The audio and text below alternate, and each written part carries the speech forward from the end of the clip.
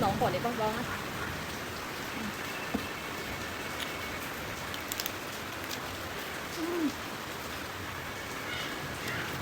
Cha cái đập cái đạn của nó chay nhá.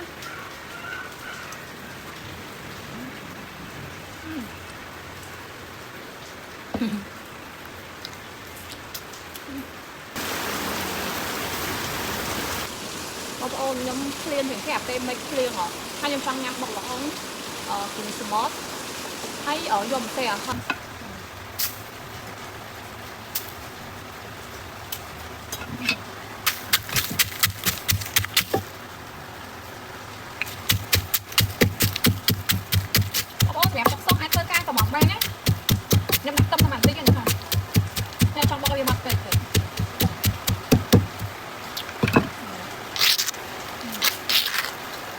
Kéo có không để tôi sắp được hơn nhỉ?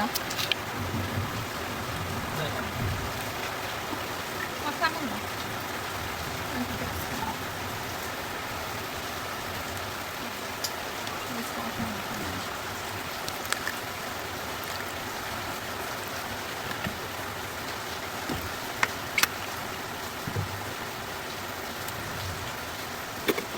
Ông phải chạy đi bóc nhông ấy. Trong nhông nó sẽ đặt hướng khúc bốc đây kê. Nhưng mà trong lại nhầy nhầy.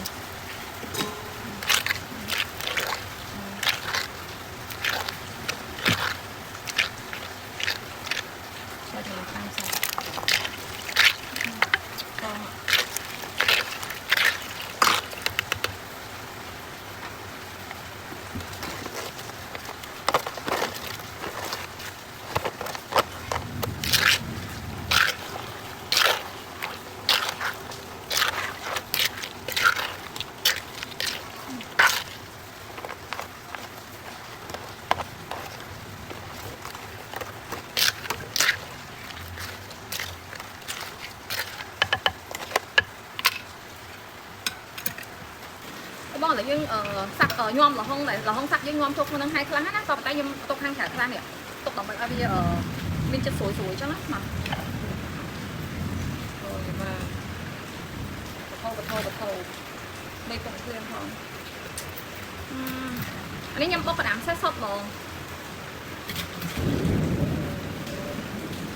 Mặt tê chở ngay. Chắc là chóp bao giờ mình chủ nó bật chóp vai chủ còn lại toàn tay nóng của đấy con á.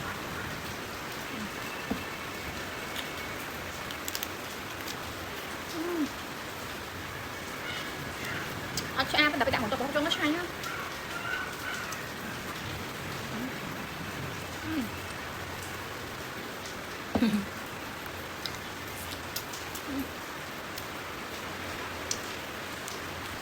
Mày chạy đi nhanh mình cho có sơ hơi rồi. Hay nhanh một giải thì tới. Cho chất nhanh mà làm sai phổ biến sửa bố điện miên sạch.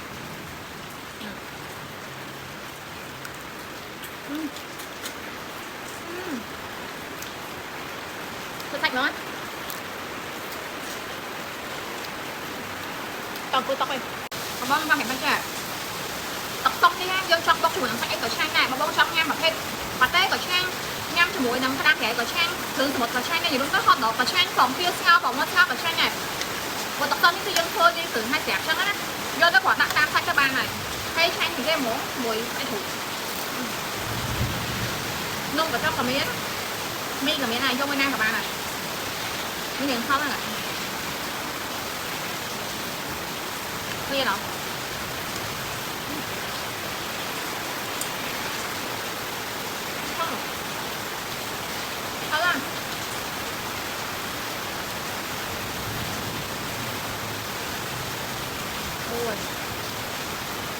cái khăn ngọt á nó lấy à tôi à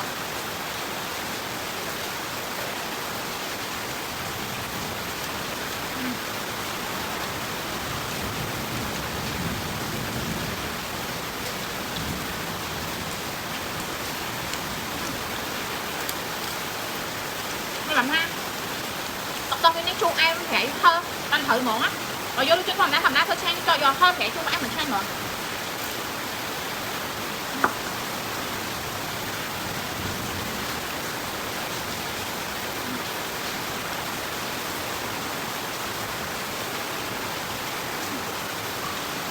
con mẹ con đang thèm đang thủ á con ăn cái món món á mà cả lỗ không ta thèm hơn thèm con rồi không thế hả thèm hơn thèm con nó đang mà cả lỗ chiềng hay chủ hai cảnh nó hai bay nó không thôi mà ôi thôi thôi hai thèm thủ từ trên thủ quên dương nhiên chỉ chốt bao nhiêu món này đấy do mình nhận một bọc là hồng thủ nó thủ món á thủ hai món này thôi